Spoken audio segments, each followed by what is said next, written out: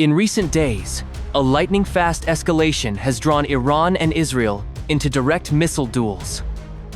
Iranian rockets have struck Tel Aviv and Haifa. Israeli drones and bombs have hit deep into Iran's energy heartlands.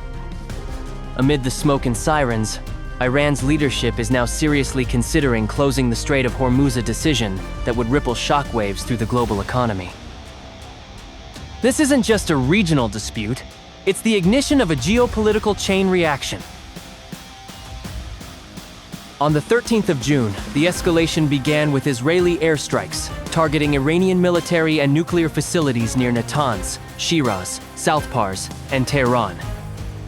In response, Iran launched Operation True Promise 3, firing over 270 missiles and drones toward Israeli cities.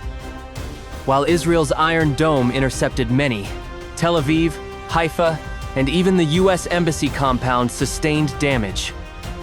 This marked the first time in decades two major Middle Eastern states struck each other's sovereign territory directly.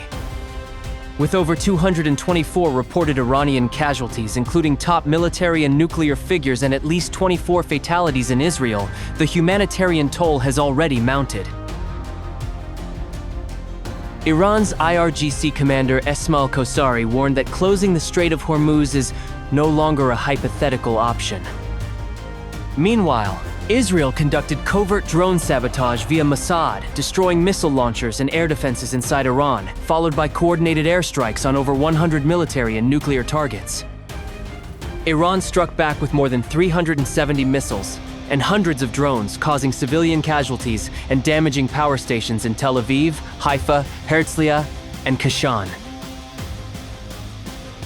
Oil futures soared. Brent rose 14% to around $84. WTI hit $83, the highest surge since 2022. The US deployed the USS Nimitz carrier group to the Gulf, declaring any Hormuz blockade a red line. President Trump urged Tehran residents to evacuate while insisting on ending Iran's nuclear ambitions. China, which imports over 40% of its oil via Hormuz, called for restraint and began evacuations of its nationals from the conflict zones. Russia condemned violence, but is quietly benefiting from higher prices, leveraging the situation in energy diplomacy with Europe. European leaders warn that prolonged disruption could stall growth and raise inflation. UK's Chancellor Reeves says it may block rate cuts and force tax hikes. The EU, India, Japan, and Southeast Asia face higher energy costs and geopolitical risk as their economies depend heavily on Gulf oil. Gulf nations like UAE and Saudi Arabia are simultaneously boosting naval presence and pressing for urgent diplomacy. Israel insists it will not tolerate any disruption to free maritime navigation. If the Strait of Hormuz closes, consequences would be immediate. Skyrocketing shipping insurance, rerouting around Africa, longer delivery times, surging inflation. Equities could slump as uncertainty deepens. Deutsche Bank warns oil may hit $120 quickly. Yet Iran would ironically harm its own revenue flows, particularly from China. Ultimately, this isn't just about missiles.